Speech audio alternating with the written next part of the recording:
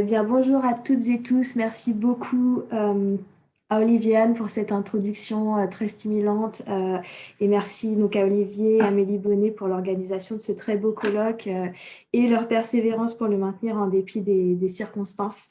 Donc, je m'appelle Juliette Gallonnier, je suis sociologue et je travaille en tant qu'enseignante-chercheuse au Centre de recherche internationale, le CERI à Sciences Po. Et je suis très honorée d'être ici et de m'adresser un public d'élèves officiers. Donc, ce que je vais tâcher de faire ici, c'est de proposer une réflexion sur les enjeux qui se posent aux chercheurs en sciences sociales qui travaillent sur l'islam dans les sociétés d'Europe de l'Ouest et d'Amérique du Nord. Et ce que j'aimerais faire en ouverture de ce colloque, c'est d'essayer d'explorer les emplois multiples par les individus, par les États, par les musulmans eux-mêmes, par les non-musulmans, des catégories islam et musulmans, puisque ce sont des termes qui vont sûrement être beaucoup employés au cours de cette journée. Et je pense que c'est important de problématiser les usages qu'on en fait. Donc pour ce faire, je vais m'appuyer sur mes propres recherches qui ont porté entre autres sur les conversions à l'islam en France et aux États-Unis. Et je vais m'appuyer aussi sur les travaux de collègues dont je fournirai les références bibliographiques à la fin de la présentation. Et je vais articuler mon propos en trois temps. Donc d'abord, une interrogation sur quels sont les contours de cette catégorie de musulmans que nous manipulons à la fois dans la sphère médiatique, la sphère privée et la sphère de la recherche. Deuxièmement, un retour sur la place de l'islam dans les sciences humaines et sociales françaises, et notamment les risques de ce qu'on a appelé l'islamisme méthodologique. J'essaierai d'expliquer ce que c'est. Et enfin, si j'ai le temps, et Olivier et Amélie, n'hésitez pas à me couper si je commence à déborder, j'aimerais peut-être proposer une réflexion sur les enjeux politiques de la recherche sur l'islam en France et notamment la façon dont sa proximité avec la commande publique peut affecter les catégories qui sont employées et utilisées. Donc d'abord, qu'est-ce que l'islam et qui est musulman? Alors, on peut commencer par une réponse simple en disant que l'islam est une religion monothéiste qui enseigne qu'il n'y a de Dieu que Dieu et que Mohammed est son prophète. Il s'agit actuellement de la deuxième religion du monde avec 1,8 milliard de fidèles, dont vous pouvez voir ici la répartition géographique selon des estimations récentes du Pew Research Center, qui est un think tank démographique américain qui fournit des statistiques sur un ensemble de sujets, y compris la religion. Et pourtant, cette réponse qui est a priori simple, elle pose déjà un ensemble de problèmes. On peut se demander notamment comment le Pew Research Center parvient à évaluer le nombre de musulmans alors même que de nombreux pays ne collectent pas d'informations sur la religion dans leur recensement. Vous voyez ici une carte des pays en gris foncé qui pose une question sur l'appartenance religieuse dans leur recensement et on voit qu'ils sont assez peu nombreux. En tout cas, la France n'en fait pas partie. On ne demande pas aux citoyens français quelle est leur religion dans le recensement. Et pourtant, le Pew Research Center a fait paraître en 2017 des estimations sur le nombre de musulmans en Europe et en France en particulier. Et donc, selon ce think tank, les musulmans représenteraient en France environ 5,7 millions de personnes, soit 8,8% de la population française. Donc, comment ce think tank en est-il arrivé à ce chiffre? Donc, il s'est appuyé pour cela sur l'enquête Trajectoire et Origine qui a été conduite en 2008-2009 par l'INED et l'INSEE, qui a été une première en France puisque c'était une enquête, donc une enquête publique fondée sur un échantillon représentatif de 22 000 personnes avec une surreprésentation des immigrés et de leurs descendants qui posait des questions assez inédites sur l'expérience du racisme et des discriminations et qui posait aussi une question sur la religion, donc la religion déclarée par les personnes enquêtées et aussi la religion de leurs parents. Et à partir de ces questions, l'INED et l'INSEE avaient pu extrapoler qu'en 2008, 4,1 millions de personnes en France se déclaraient de religion musulmane. Donc la solution retenue par l'enquête, c'était de dire que pour savoir qui est musulman, il faut tout simplement demander aux gens et sont musulmans ceux qui se déclarent comme tels. Donc, comme l'enquête datait de 2008, le Pew Research Center a essayé de l'actualiser pour 2017 en prenant en compte un certain nombre de facteurs, à la fois le nombre d'immigrants qui arrivent dans le pays et leur religion potentielle en fonction de la religion majoritaire de leur pays d'origine, également les taux de fécondité et de mortalité par groupe religieux, mais aussi les taux d'abandon de la religion ou de conversion vers l'islam. Et avec ces modèles statistiques, ils ont donc réalisé des projections pour conclure qu'il y aurait en 2017 5,7 millions de musulmans. Donc il y a une couverture médiatique très forte autour de cette étude, avec des commentaires plus ou moins inquiets sur la croissance de la présence musulmane.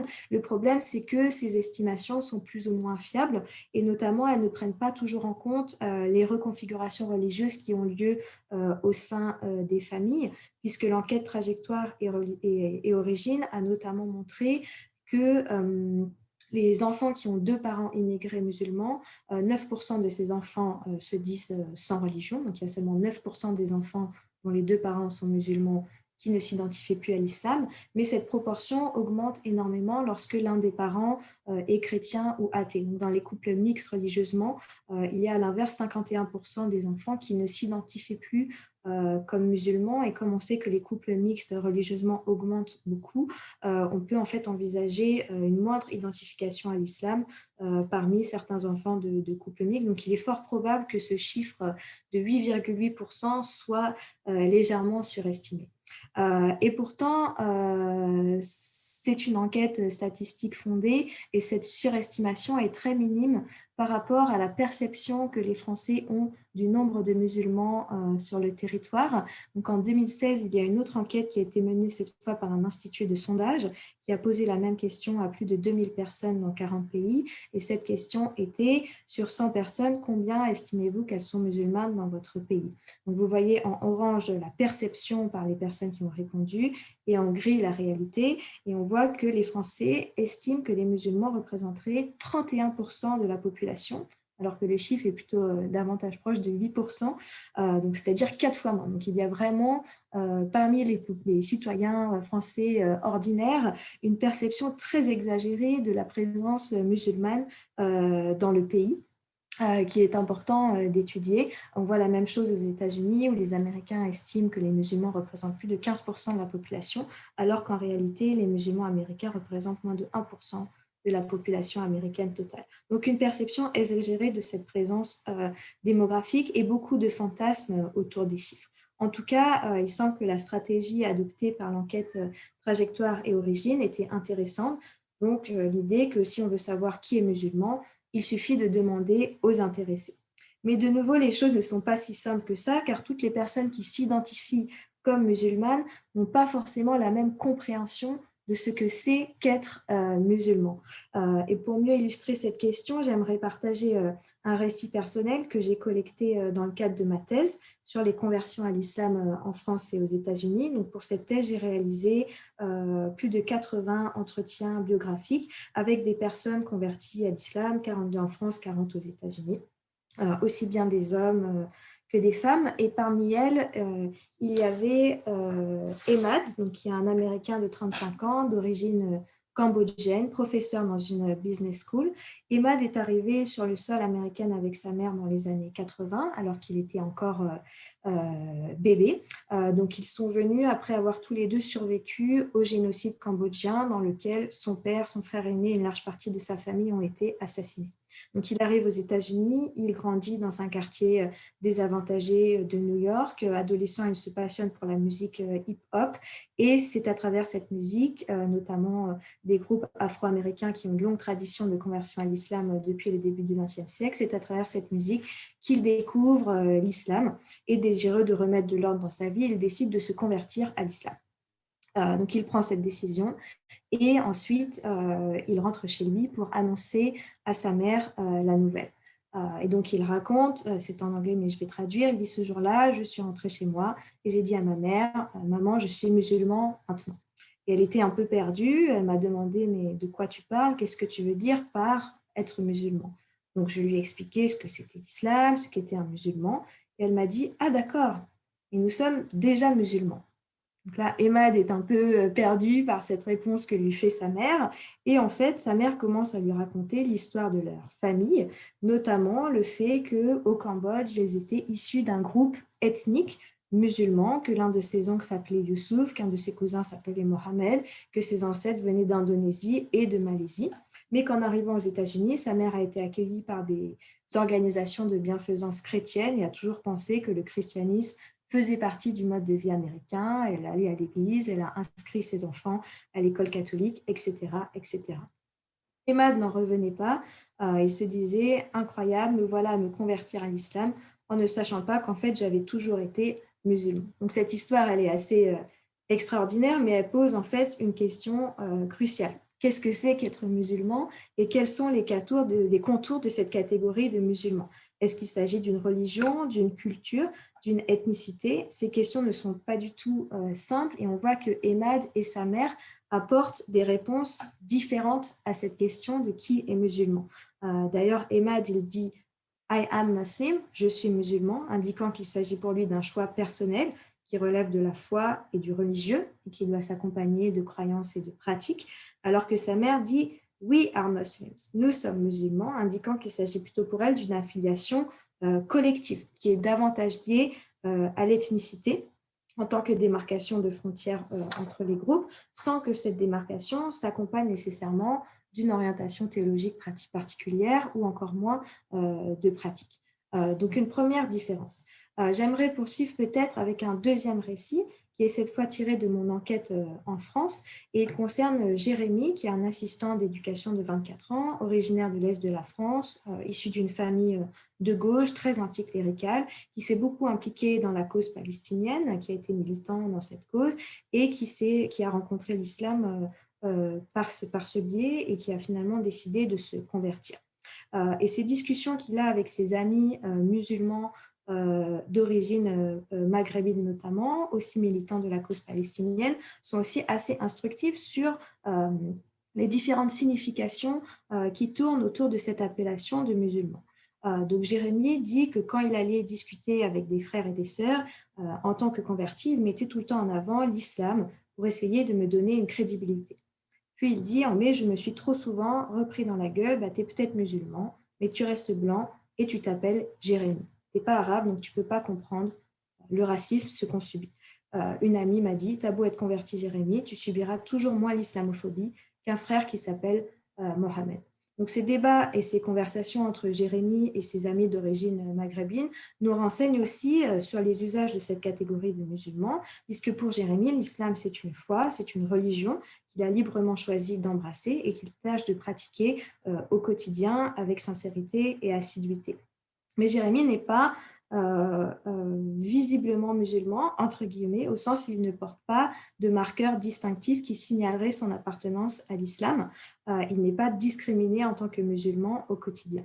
Par contraste, pour ses amis d'origine maghrébine, qu'ils soient musulmans ou non, croyants ou non, pratiquants ou non, eux, on les renvoie souvent à cette figure du musulman qu'ils vivent en fait comme une condition. Donc pour Jérémy, l'islam est vraiment une affiliation religieuse, alors que eux, ils le vivent plutôt sur le mode d'une assignation presque raciale en fait. Ce qui est intéressant, c'est que de nombreuses victimes de l'hostilité contre les musulmans en France et aux États-Unis, parfois ne sont pas des gens qui se définissent comme musulmans, mais des personnes dont leurs agresseurs ont jugé qu'ils avaient l'air musulmans. Donc ça renvoie aussi à cette forme d'essentialisation, de racialisation de la religion musulmane et qui complexifie énormément la façon dont on emploie ce terme.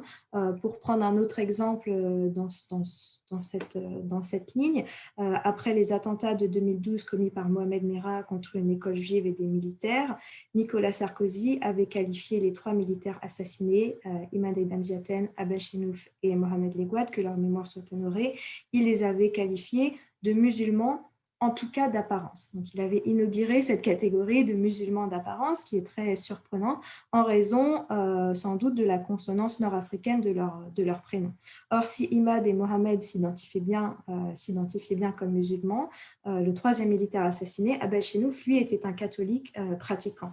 En 2014, François Hollande, lors d'un discours qui commémorait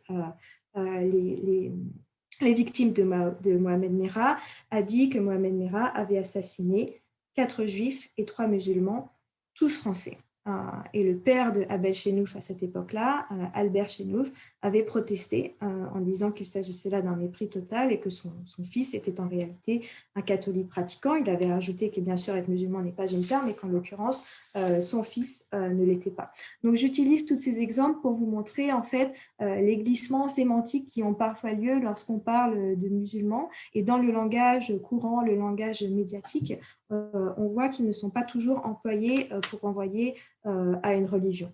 Ces ambiguïtés autour de cette catégorie, elles sont, comme toujours, le produit de l'histoire. Donc, il faut savoir que pendant très longtemps, en langue française, au moins jusqu'au XVIe siècle, le terme musulman, qui renvoie à une affiliation religieuse, n'existait pas et que c'était plutôt tout un ensemble de termes ethniques. Donc, Sarrasins, les descendants de Sarah, Ismaël, les descendants d'Ismaël, Agaréniens, les descendants d'Agar, Turcs, Ottomans, Maures, etc., qui étaient utilisés pour décrire les personnes qui suivaient le message de Mohammed. Un autre terme en vigueur était le terme mahométan pour décrire les personnes qui suivaient le prophète Mohammed. Et c'est vraiment à partir du XVIe siècle seulement que le terme musulman s'impose, puisque c'est finalement le terme que les musulmans eux-mêmes utilisent pour s'autodécrire, puisque muslim dans le Coran signifie celui qui se soumet à Dieu ou celui qui s'en remet. Mais c'est seulement au XVIe siècle, en tout cas en langue française,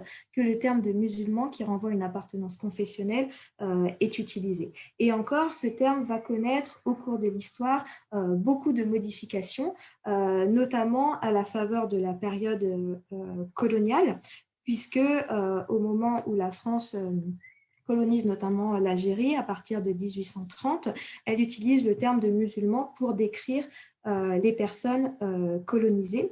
Et ces musulmans, donc ces Français musulmans, puisqu'ils ont la nationalité française mais pas la citoyenneté, sont soumis à un régime de droit particulier qui est le code de l'indigénat. Donc, ils ont la nationalité, mais pas la citoyenneté.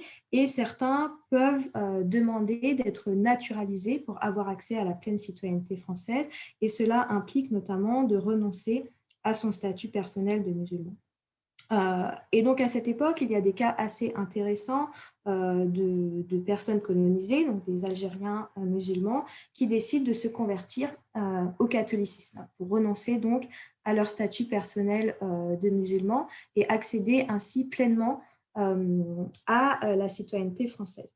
Le problème, c'est que la Cour d'appel d'Alger refuse et considère que les convertis, donc les nouveaux catholiques, ne peuvent pas automatiquement devenir français et qu'ils doivent quand même se soumettre à toute la procédure de naturalisation. Et la façon dont la Cour d'appel justifie ce choix, c'est de dire que, je cite, le terme de musulman n'a pas de sens purement confessionnel, mais désigne au contraire l'ensemble des individus d'origine musulmane, qui n'ayant point été admis au droit de cité, ont nécessairement conservé leur statut personnel musulman, sans qu'il y ait lieu de distinguer s'ils appartiennent ou non au culte mahométan. Donc on a là un moment très intéressant où le droit colonial français distingue en fait le statut de musulman, qui est plutôt un statut à caractère ethnico-politique, du statut de mahométan qui lui renvoie à une affiliation religieuse. Et donc on a là vraiment un glissement où le terme musulman est employé comme un statut ethnique dont on ne peut pas vraiment se soustraire indépendamment de nos croyances religieuses. Donc on a là ces glissements importants dans la période coloniale. Je ne développe pas plus, mais simplement pour pointer les difficultés sémantiques qui entourent cette catégorie de musulmans qui n'a pas toujours été employée en fait pour désigner une religion, mais qui a souvent recouvert d'autres choses.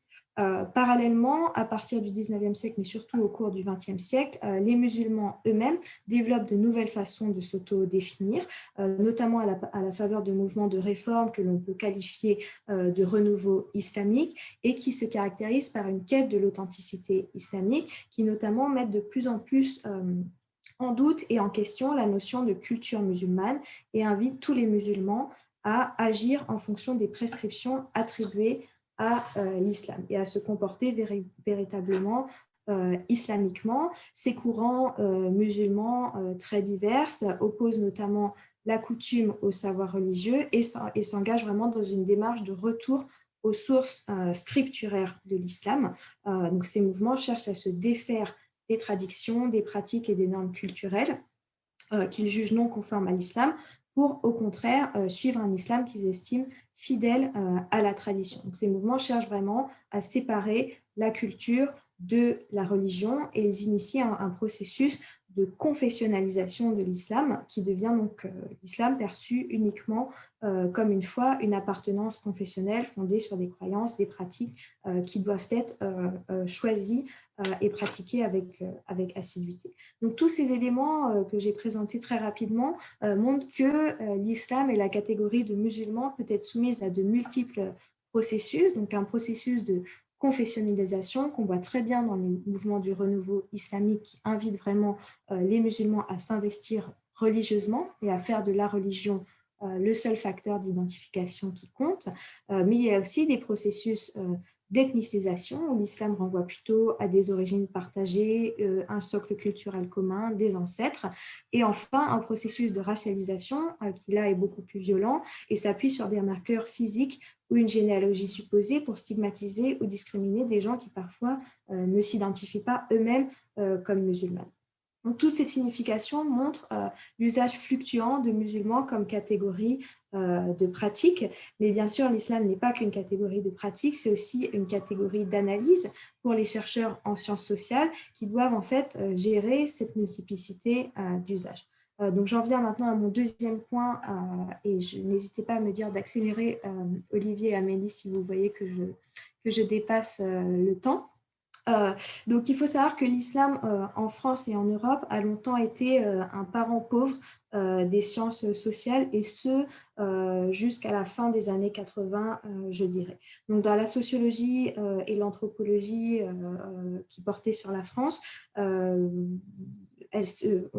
a surtout relevé une absence de préoccupation pour l'islam et la religion plus largement. La sociologie des migrations qui s'intéressait aux immigrés sur le sol français a notamment longtemps totalement ignoré l'appartenance confessionnelle de ces travailleurs immigrés. Donc, c'est une sociologie qui s'est beaucoup concentrée sur les recompositions familiales, l'engagement syndical des travailleurs immigrés, le racisme, les effets de l'expérience coloniale, mais a très peu traité du religieux. Donc, la question religieuse a été très longtemps ignorée par les chercheurs en sociologie et en anthropologie, qui se concentraient surtout sur l'islam dans les sociétés d'origine.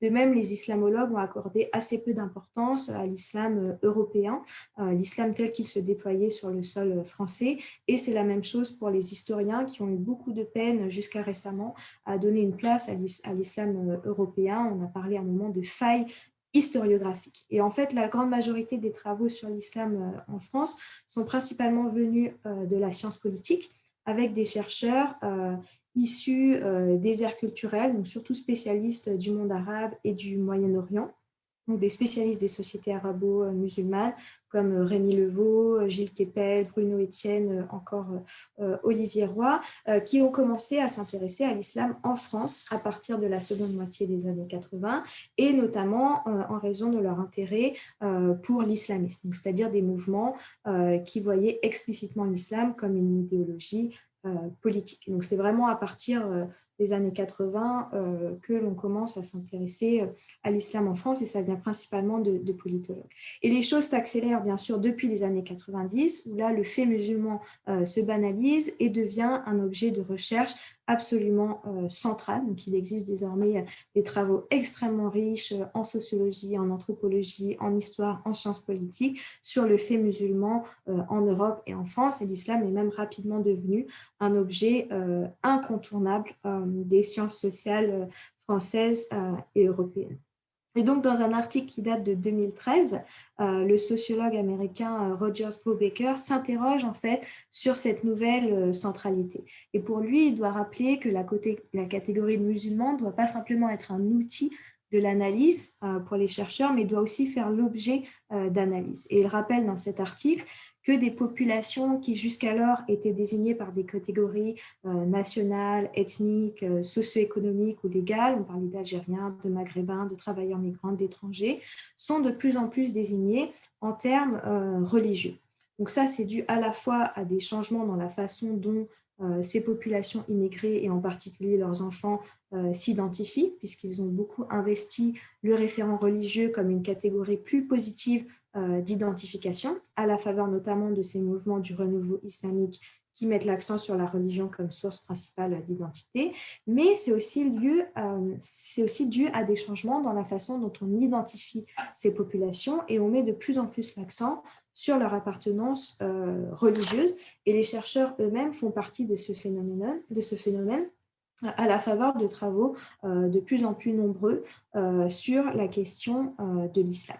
Donc Rogers Brubaker s'interroge sur cette explosion de travaux autour de l'islam et s'il estime qu'il est bien sûr absolument légitime de travailler sur la base de la catégorie de musulmans, selon lui, cette catégorie fait aussi nécessairement du religieux et de la religiosité un cadre de référence central qui risque en fait de laisser dans l'ombre d'autres cadres de référence qui pourraient tout aussi bien expliquer la situation de ces populations, notamment la classe sociale, la marginalité urbaine, l'histoire migratoire, etc., etc. Donc, il pointe dans... Juliette, Oui, chère Juliette, malheureusement, il vous reste 8 minutes. Excusez-moi. 8 minutes, ok, 8 c'est minutes. parfait. Oui, je suis désolé. Il y a pas de problème, j'aurai fini dans le temps imparti. Donc, il s'interroge sur l'explosion de ces travaux autour de l'islam, notamment de la part des chercheurs, et il pointe notamment le risque de ce qu'il appelle l'islamisme méthodologique. Donc, en référence au nationalisme méthodologique, donc en sciences sociales, le nationalisme méthodologique, c'est cette tendance à faire de l'État-nation le principal cadre d'analyse, au risque de perdre vue d'autres niveaux pertinents d'analyse, comme la ville, le département, la région, mais aussi les échelles transnationales, etc., etc. En regard, l'islamisme méthodologique ferait de même avec l'islam, donc d'en faire le cadre principal d'analyse, au risque de perdre de vue d'autres enjeux. Et il pointe en fait des liens intéressants entre l'islamisme en tant que projet politique, qui dit que l'islam est la solution, et certains travaux de chercheurs qui se concentrent uniquement sur la religion comme facteur explicatif au détriment d'autres facteurs. Et donc, il met en garde contre le fait de se concentrer trop fortement sur ce qu'il appelle the Muslimness of Muslims, donc l'islamité des musulmans, et d'en faire une catégorie systématique pour analyser toutes leurs actions. Il rappelle que les gens qui s'identifient en tant que musulmans ne s'identifient pas seulement ni tout le temps en tant que musulmans et qu'il importe de toujours réinscrire l'islam dans l'environnement social dans lequel il se déploie. En somme, ce que j'aimerais dire ici, c'est qu'il ne s'agit de ne pas tomber ni dans un excès comme dans l'autre. Donc, ni de dire l'islam n'est rien, comme ça a été longtemps le cas des sciences sociales françaises qui ont ignoré cet objet, ni de dire non plus l'islam est tout. Donc, il s'agit à la fois d'éviter l'absence et la surprésence de l'islam dans nos analyses. Et je dois dire, et ce sera sans doute mes derniers mots, que cette difficulté, en fait, est rendue plus grande encore puisque dans le cadre des sciences sociales qui se concentrent sur l'islam et les musulmans, leur objet de recherche est très fortement enchâssé dans les controverses médiatiques et dans la commande politique. Ce qui fait que certains chercheurs parlent de l'islam comme un boulet plutôt que comme un objet de recherche, car il est très difficile de travailler sur un objet qui fait l'objet d'interprétations multiples.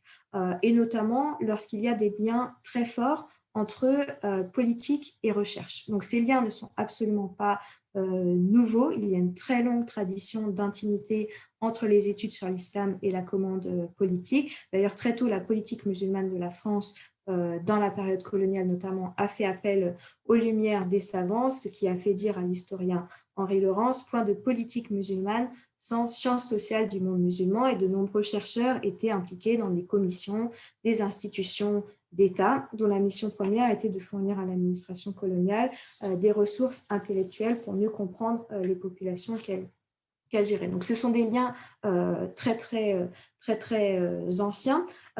Et aujourd'hui, ils se voient un peu complexifiés par le fait que de plus en plus, il y a des financements qui proviennent de l'État, de la commande publique, pour financer des recherches sur des thèmes qui sont propres en fait aux politiques.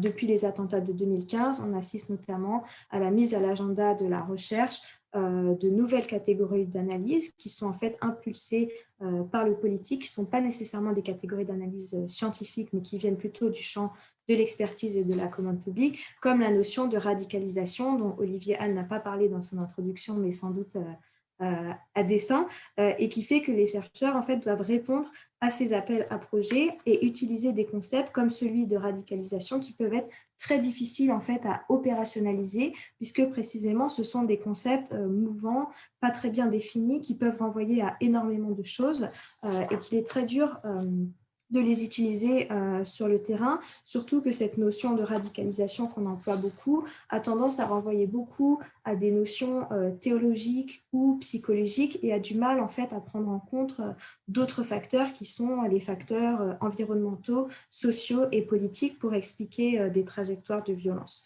Plus récemment, et ce sera mon dernier point, lors de son discours sur les séparatismes d'octobre 2020, Emmanuel Macron a appelé à la création d'un institut d'islamologie français, donc avec l'idée de promouvoir l'islamologie pour la lutte contre les séparatismes. Donc, c'est une très bonne nouvelle que l'islamologie soit promue et ce n'est pas Olivier qui me contredira sur ce point. Et c'est aussi une très bonne nouvelle que l'État souhaite solliciter les conseils des chercheurs. Mais de nouveau, il faut s'interroger sur ce que cette demande politique peut faire à la recherche et peut faire à nos catégories d'analyse, puisque de nouveau, il y a une réponse qui s'axe principalement sur le religieux, avec l'idée que c'est dans l'islam que l'on trouvera la solution et que c'est en se concentrant sur le religieux qu'on trouvera la solution. Or, évidemment, les idées et les canons théologiques sont primordiaux pour comprendre ce qui se passe, mais ils ne sont pas les seules explications possibles et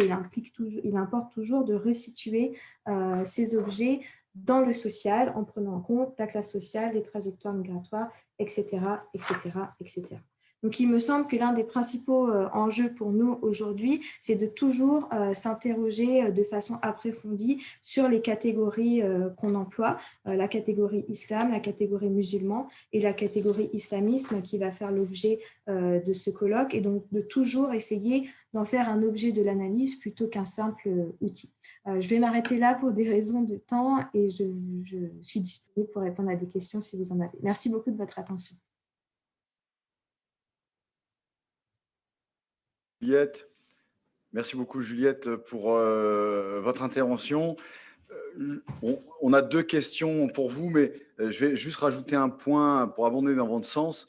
Autour du terme de radicalisation, en fait, ce qui est très intéressant, c'est que dans le champ médiatique et même politique, on ne fait aucune différence dans la radicalisation entre islamisme, terrorisme, action violente et aussi le conservatisme. Finalement, le conservatisme religieux est inscrit dans l'étiquette radicalisation quasiment au même titre que la personne qui est prête à aller tuer quelqu'un. Donc, c'est vrai que dans le champ intellectuel, cette catégorie est quand même très, très gênante parce qu'on n'est pas du tout sur le même phénomène. Alors, première question. Alors, la première question est: dans quel contexte le terme mahométan est-il utilisé? Oui, alors, et peut-être qu'Olivier pourra compléter si ma réponse est incomplète, mais je dirais que le terme mahométan apparaît surtout au moment de controverses chrétiennes en fait sur l'islam, donc dans un contexte de débat théologique, et le fait de dénommer les musulmans mahométans, ça renvoie à deux choses. D'abord, il y a une affiliation très forte à la figure centrale du Christ dans le christianisme, et donc on pense que les musulmans en fait accordent autant d'importance à Mahomet, à leur prophète, que les chrétiens n'accordent de l'importance au Christ. Et deuxièmement, il y a aussi une tentative de discréditer un peu l'islam en disant que les musulmans vénèrent en fait le prophète Mahomet comme un dieu. Et donc en utilisant ce terme de Mahomet pour définir l'islam, il y a aussi une volonté de dire qu'ils appartiennent en fait à une secte idolâtre qui vénère un homme en particulier, qui dans les controverses de l'époque, les controverses médiévales, est en outre décrit comme un imposteur. Donc cet usage du terme mahométan, ça vise vraiment voilà, à situer les musulmans comme des...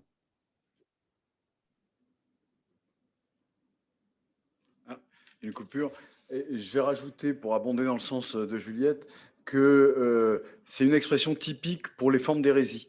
Dans le christianisme, quand on veut dénoncer une déviance religieuse, on la qualifie d'hérésie, et l'hérésie est toujours appelée par le nom de son fondateur. Donc, appeler les musulmans des mahométans, c'est les désigner comme des déviants et des hérétiques. L'expression se généralise à la fin du XIVe siècle et surtout au XVe siècle, et elle sera souvent dominante au XVIe siècle. Et on a, par exemple, dans des récits de voyageurs européens au Moyen-Orient au XIVe siècle, l'expression de mahomerie. Les mosquées sont des mahomeries, hein, donc on renforce le côté hérésie. Il y avait une deuxième question, je crois. Alors, on a beaucoup de questions qui arrivent. Alors, il y a une deuxième question.